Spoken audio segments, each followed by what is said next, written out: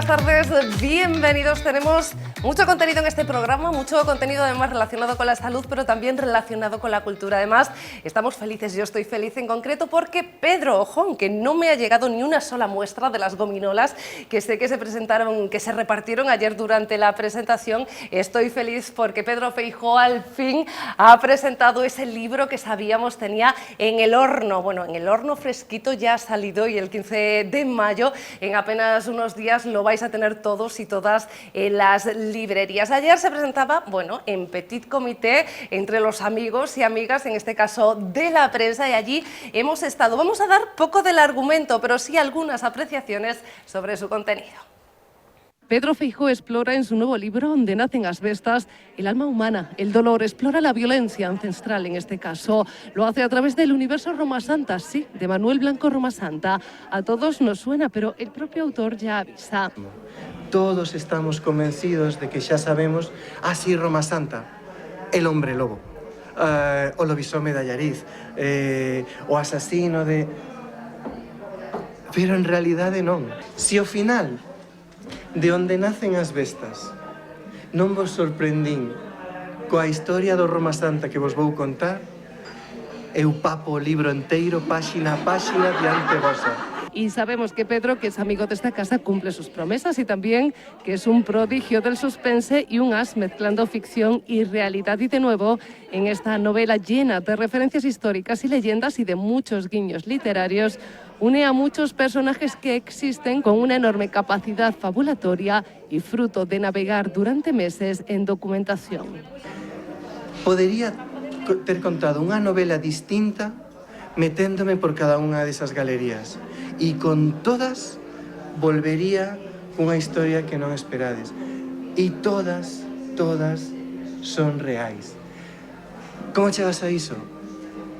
Logo dun proceso de documentación no que non hai tregua de ningún tipo. Así de nuevo Feijóo nos hace viajar por el miedo de la mano, entre otros, de un antropólogo real. Pero unha historia como esta non a podes contar se non tes alguén que che dé ao pé, que che axude a entender cales son os verdadeiros lobos, de onde ven o medo ao lobo, por que o lobo é o nome do medo. Unha vez que o entendes, necesitas meter eso na historia. E eu pensaba, teño que compoñer un antropólogo que sexa crible, que narrativamente sexa atractivo, que me conte unha historia e me apetezca escoitala. E dicía, para que vou inventar? Si xa está aí Miguel Osada, que un personaxe en sí mesmo. Personajes reales y personajes de ficción como Leo Caldas. En tremendo homenaje, Feijóo se lo ha cogido prestado a Domingo Villar. Así, aunque en Rebordechao, también para en Vigo en esta novela. Por el camino habla de miseria, de soledad y de desesperación, también de crímenes, en esta novela con una estructura compleja que tiene como referencia el personaje de Manuel Blanco Roma Santa para construir una trama de asesinatos que tienen lugar en el presente. Y hasta aquí de momento podemos leer. El libro estará el día 15 en las librerías. Y Pedro estará aquí en breve. Yo sé que queréis tener ese libro en vuestras manos antes de que hablemos con él, y yo creo que vamos a intentar, aunque lo tenemos ahí en casilla de salida para venir, creo que lo que vamos a intentar es esperar a que salga el libro y que vosotros al menos podáis leer algunas páginas para que venga y poder mantener con él una conversación ya basada como mínimo en las primeras páginas de su novela, que sabemos que normalmente entre que asesina y asesina a gente no se debe desvelar demasiado, pero bueno, que la conversación pueda ser interesante y que la podáis ir siguiendo. Decía, íbamos a hablar de literatura, vamos a hablar de agenda también y, por supuesto, vamos a hablar de salud. Clínica Cidema patrocina esta sección.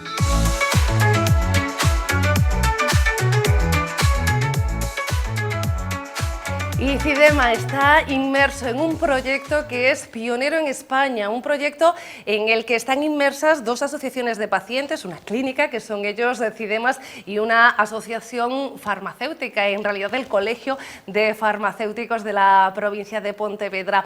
Un proyecto que enseguida vamos a hablar de él, que se presentaba hace aproximadamente un mes en la provincia de Pontevedra y en Pontevedra ciudad, que ya está en marcha, que lo tenéis básicamente en vuestra farmacia, pero que ya lleva unos meses gestándose y que llevan unos meses trabajando en ellos. Por eso, la satisfacción desde CIDEMA, de Román Rodríguez, no puede ser más grande. Con él hablábamos hace unas horas. Bueno, pues al final estamos muy contentos, ¿no? Porque el objetivo primordial que era darle visibilidad, ¿no?, a estas patologías que están tan infradiagnosticadas y tan infratratadas.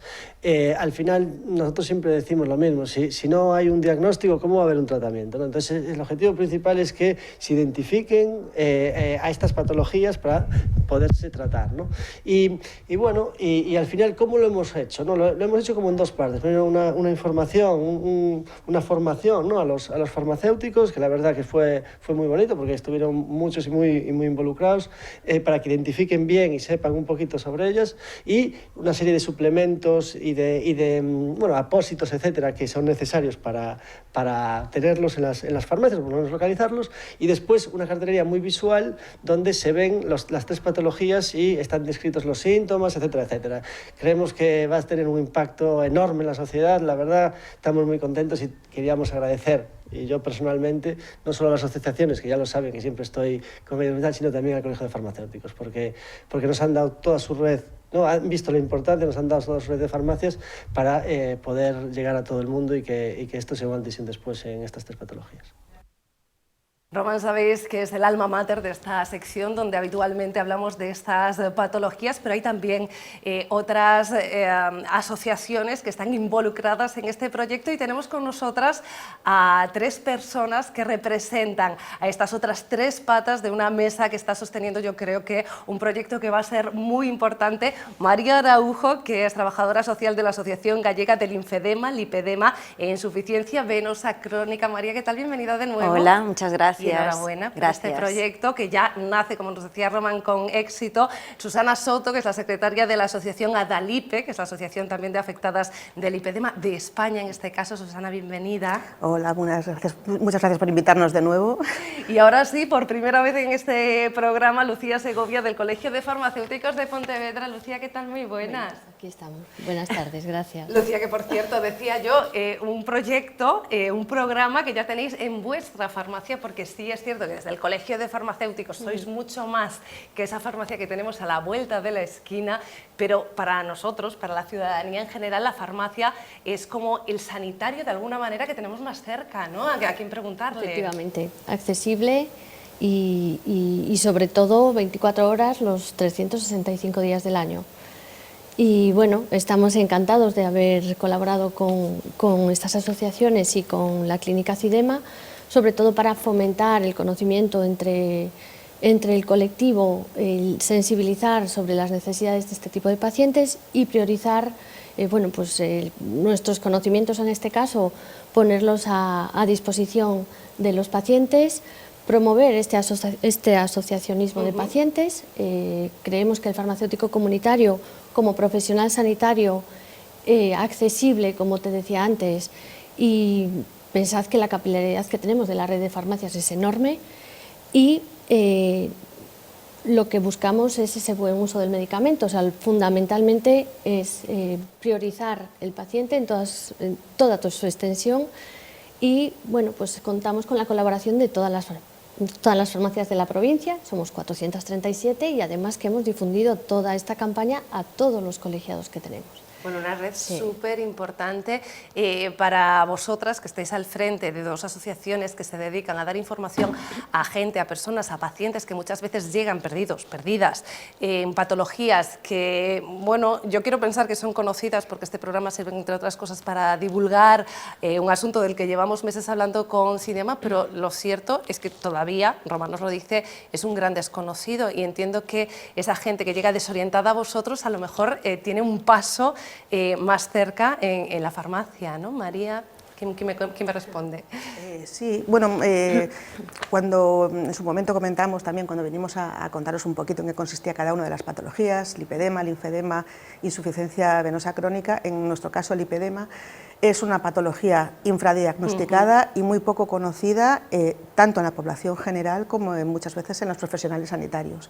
Entonces, las farmacias son ese punto de entrada para muchísima gente que le duele algo, no sabe lo que le pasa o no tiene a lo mejor acceso a que un profesional médico le diagnostique, y muchas veces ese contacto directo que tienen con las farmacias es esa primera, intentar resolver esas dudas, ¿no? Sí, información, orientación, saber Exacto. a qué especialista debes dirigirte, ¿no? Sí, Que a veces es lo principal. O alguna pista de lo que puedan tener. Entonces, para nosotros esta colaboración es súper importante, es un punto más en esa ayuda en la divulgación de la existencia de esta patología y ayudar a que las pacientes se asocien, se impliquen y consigamos lo que queremos, que es que se gestione y se trate a través de la sanidad pública. María, supongo que como para vosotros, como para Susana, esta campaña supone eso también. Sí, a ver, nosotros estamos muy contentos porque sí es cierto lo que decía Susana, que son patologías, nosotros que trabajamos las 3 patologías, porque de hecho nos dimos cuenta que hay muchas personas que tienen las 3,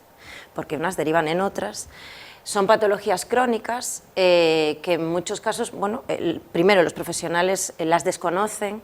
Sí que hay muchos profesionales que sí se dan cuenta de que no las conocen y ponen interés en entenderlas y en ayudar al paciente, pero hay otros muchos que no. Entonces, nuestro trabajo como asociación somos las tiritas, ¿no? El asociacionismo es un poco la tirita de donde no llega la administración, pero también hay que entender que es súper importante la coordinación con profesionales, en este caso con el Colegio de Farmacéuticos. Para nosotros es fantástico, porque el profesional al que vas primero es al farmacéutico, a la farmacéutica, igual que cualquiera cualquier persona. Entonces, que estéis implicados, que el colegio esté implicado de esta manera y que podamos coordinarnos es fantástico, porque para el paciente, que es lo que nos interesa a nosotros, le da una seguridad, no solo de que hay una asociación que le respalda, sino que también hay un profesional sanitario que le va a estar ayudando y apoyándole a lo largo de toda su trayectoria, y eso para nosotros es muy importante. Que decíamos antes que las farmacias y los farmacéuticos y las farmacéuticas han puesto a disposición de las asociaciones y de este proyecto su red, que es muy amplia, por ejemplo, en la provincia de Pontevedra, pero también su tiempo, porque ha habido un proceso de formación previa específico en el que continuáis con él, pues mira, formación continua además, en el que habéis tenido que poner vuestro tiempo también. Bueno, en eso el farmacéutico, como cualquier otro profesional, bueno, pues siempre busca la formación continua, es imprescindible para nuestro trabajo, porque lo que queremos es guiar al paciente, atenderle en su condición, en toda su integridad, y bueno, como expertos en el medicamento necesitamos bueno, pues conocer más allá para dar una atención, bueno, pues más continuada y sobre todo hacer un uso racional del medicamento y evaluando, y del producto sanitario que pueda tener prescrito el paciente en este caso.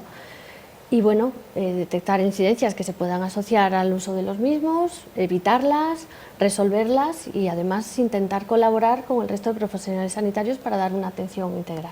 Un proyecto único, pionero. Además, yo destaco que normalmente muchas veces colaboran asociaciones y entidades privadas, pero suele haber una administración detrás. Aquí no hay administración detrás. Vosotras habéis conseguido llevar esto adelante. Yo no sé en qué medida, teniendo en cuenta que no es que sea un proyecto piloto, simplemente es pionero, pero teniendo en cuenta que es el primero, ¿en qué medida creéis que por lo menos en Galicia se puede extender por el resto de las provincias? Yo creo que es factible. Sí. O sea, una vez hecho bueno, pues los pasos primeros, que era un poco la coordinación, desde CIDEMA nos han facilitado, y bueno, y desde las asociaciones ha sido una colaboración muy fácil, la verdad. He de decir que ha sido una colaboración muy enriquecedora y muy fácil. Sí, creemos que si se hizo en Pontevedra se puede hacer en toda Galicia perfectamente. Sí, por si hay una implicación. Nosotros no tenemos ningún problema en ir donde nos llamen, porque estamos para eso, porque necesitamos que sea así.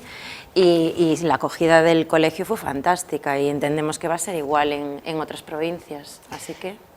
Ojalá sea así, Sí. mucha suerte, muchos éxitos, os espero cuando queráis, incluida Lucía, ahora ya es tu casa, Lucía Segovia, del Colegio de Farmacéuticos de Pontevedra, de verdad muchísimas gracias. María Araujo Rey, de la Asociación Gallega de Linfedema, Lipedema e Insuficiencia Venosa Crónica. Vamos a decir todos los nombres porque sí es cierto que cuanto más visibilidad tengan estas patologías mejor, y Susana Soto, secretaria de la Asociación ADALIPE, en realidad Asociación de Afectadas de Lipedema en España. Muchísimas gracias también. Muchas gracias a vosotros. Gracias. Nosotros seguimos generando agenda. Apuntad, porque ya básicamente es para hoy y para mañana. Si queréis ir a un espectáculo de ópera único y además hecho desde aquí, desde casa, desde la cantera, tenéis una oportunidad. El mito de Orfeo y Eurídice es una historia trágica de amor, música y muerte, también de trauma. Orfeo, el gran músico y poeta, tras la trágica muerte de su mujer, decide viajar al inframundo para convencer a Hades y Perséfone con su música de vuelta. Lo que lo convirtió en ópera en el siglo XVIII y ahora, desde el Conservatorio de Vigo, la ESAD y el CIF Audiovisual de Bouzas consiguen traerlo a la actualidad. Hemos hecho una transposición a una problemática de una enfermedad mental bastante común hoy en día, desgraciadamente, que es una especie de amnesia disociativa. Orfeo tiene que recuperar a Eurídice en vez de los infiernos de ese hospital, de ese tratamiento, de esa enfermedad, y luego los conflictos que surgen, digamos, un poco se cuestiona un poco el amor romántico. Estamos haciendo... Es una adaptación, una nueva dramaturgia que hemos hecho de esta ópera. Un proyecto muy ambicioso en el que participan 26 músicos y 40 cantantes de estos 3 centros de Vigo, pero con muchos otros colaborando, con lo que se supera el centenar de participantes. Estos somos los 3 centros base, ¿no? Pero luego hay más centros colaborando, escuela de idiomas, varios módulos de formación profesional. Entonces supone coordinar a más de 100 personas con sus programas educativos, con su currículum, con su, bueno, con todo el follón que supone todo esto. Entonces, encontrar ya un día en el que podamos ensayar todo es francamente complicado. De hecho, hemos conseguido juntarnos todos ayer por primera vez. También nosotros hemos conseguido llegar a uno de esos ensayos donde se respira al mismo tiempo nervios y concentración, donde José Antonio Campo, el director de la ópera, daba instrucciones claras a estas y estos jóvenes estudiantes, porque aunque los ensayos se suceden esta última semana, el trabajo lleva meses en marcha. En la obra hemos empezado a montarla, a trabajar en la dramaturgia y en la propia ópera ya antes de Navidades, desde antes de Navidades. Como anécdota, porque a la larga lo será, el apagón del otro día pues, nos afectó directamente a los 2 ensayos pregenerales, fundamentales para habernos juntados todos por primera vez, orquesta, escenografía, coros, solistas. Nos ha afectado también al trabajo de diseño de luces, de diseño de proyecciones. Nos ha retrasado el trabajo muchísimo, pero bueno, no nos ha quedado más remedio que, como todo el mundo, adaptarnos al ritmo que nos ha puesto este apagón. El ritmo en 3 actos lo pondrán ellos el jueves y el viernes a las 8 de la tarde en el auditorio del CIF Audiovisual de Bouzas.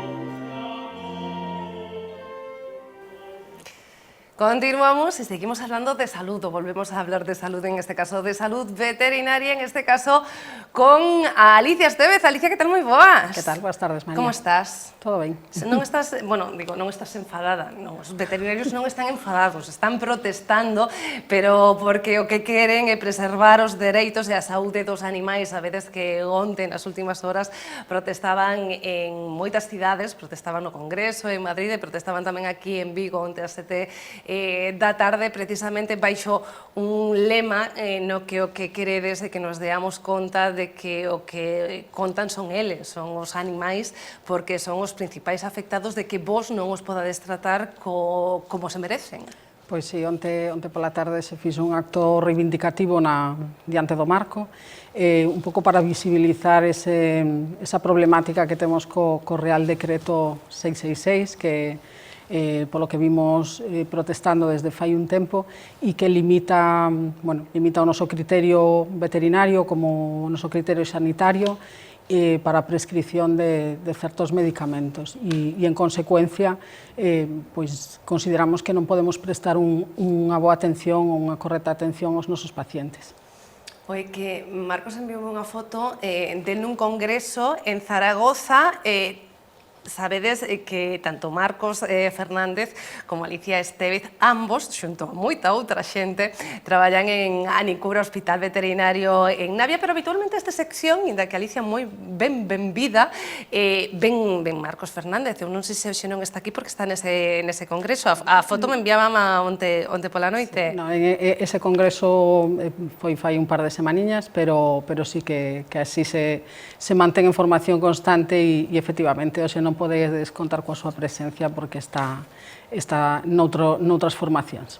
Pero sí que en ese congreso puideron disfrutar de ponencias de compañeiros de reputación distinguida e que bueno, sempre está ben actualizar coñecementos. Un congreso que aúna distintas especialidades. Asistiron 1.300 veterinarios de toda España, donde comparten coñecementos e avances no noso día a día. Hoxe, avanzábame Alicia fai uns intres, imos a tratar un tema en concreto que eu, a verdade, descoñecía completamente, que son as patoloxías de próstata dos cans. Eu non sei se isto é unha problemática, unha patoloxía relacionada coa idade ou é un problema que nos podemos atopar en calquera momento. Bueno, suele pasar en machos a partir dos 4 ou 5 anos de idade. Bueno, cando empezan a... mozos aínda, non? Aí empezan, por desgracia, moitas veces cando detectamos estas patoloxías é cando hai sintomatoloxía, non cando están empezando, pero bueno, suelen ser machos enteiros, machos que non se esterilizaron e que teñen máis predisposición a ter determinadas enfermidades de próstata, aínda que se hai algunha delas que en machos tamén castrados tamén poden padecelas. Non sei se preguntarte por síntomas, como mínimo por como facedes o diagnóstico e como é o tratamento se somente hai unha patoloxía, porque non sei se, inda que non esteamos nomeando, cando falamos de próstata falamos sempre de cancro ou de algunha patoloxía a máis. Bueno, son 4 patoloxías principales a que quizáis vemos con máis frecuencia e que pode haber máis similitude co home, pois a hiperplasia prostática benigna, pero sí que hai cánceres de próstata, sí que temos problemas de prostatitis, que tamén complican moito a saúde do animal, e de abscesos ou de quistes prostáticos ou intraprostáticos. Preguntas pola sintomatoloxía, suelen ser animales que veñen con dificultades para orinar, dificultades para defecar, porque a próstata suele aumentar de tamaño, ou se volve unha micción dolorosa, un pouco polo mismo. Suele haber tamén sangrados urinarios e entonces aí é cando salta a alarma. Estamos a ver unhas ecografías, teñen relación, entendo, con estas explicacións que nos estás a dar, porque eu de ecografías nin de bebés cando son grandes. Correcto, son imaxes de diferentes patoloxías que vemos aí na próstata, ben sean quistes, algún tumor ou algunha hiperplasia. Aquí, bueno, aparte de apoiarnos no diagnóstico... Non digas deste claramente, porque non se ve, xa te digo. No, hai que acostumbrar a vista, hai que educala. Para diagnosticalas a imaxe, o diagnóstico por imaxe primordial, unha ecografía que nos permite valorar como está esa próstata, radiografía para valorar tamén o seu tamaño, citoloxías, diagnósticos de laboratorio, tanto de sangre como de orina, e a veces hai en casos nos que si se sospeita de cancros que hai que acabar realizando unha biopsia. Bueno, falamos dos tratamentos, pero tamén da prevención. Ambas cousas, os tratamentos entendo que son máis complicados neste caso. Os tratamentos podemos, a ver, o ideal como prevención e moitas veces como parte de un tratamento a largo plazo suele ser a castración, porque sabemos que moitas delas influyen por eso. Digo, porque sempre é máis doado previr que tratar calquer cousa, exactamente, non? Entonces a castración evita moitas destas patoloxías, entonces insistimos que a partir de certa idade sempre é aconsellable. Algúnas delas, afortunadamente, se as collemos a tempo, temos tratamentos médicos, outras necesitan tratamentos cirúrxicos, pero, como ti ben dices, prevención e aconsellamos unha castración. Bueno, chequeos habituais, na medida do posible, poñerse en contacto co veterinario para saber cando é a próxima concentración, manifestación, cando a facedes, porque o que queredes, que isto non te preguntei antes, e que a cidadanía se una nas seguintes para cada vez ser máis. Queremos que a cidadanía sea consciente de que non é un problema que só nos afecta aos veterinarios, senón a eles directamente coas súas mascotas. Hai programadas, non hai datas definitivas, pero sí que a idea de facer concentracións en Santiago, así como noutros puntos de España. Bueno, imos avisando, onte de feito, falábamos da vosa concentración, coñecíamos, é certo, o presidente do Colexio de Veterinarios de Galicia, falaba eu onte con el por teléfono para Radio Vigo e pedíanos efectivamente que acudísemos a esa manifestación. Seguiremos avisando das vindeiras. Alicia, como sempre, moitísimas grazas, ate vindeiros sopes. Gracias a vos pola invitación. Ti, Manda Marcos, ou a calqueira outra persoa profesional da clínica, que sei que sodes moitos, inda que somente vos dixeres ver dous neste programa. Moitas gracias, María. A vostedes nada, mañá un máis plato aberto, con máis contenidos, máis literatura, máis axenda, etcétera, etcétera. E venres.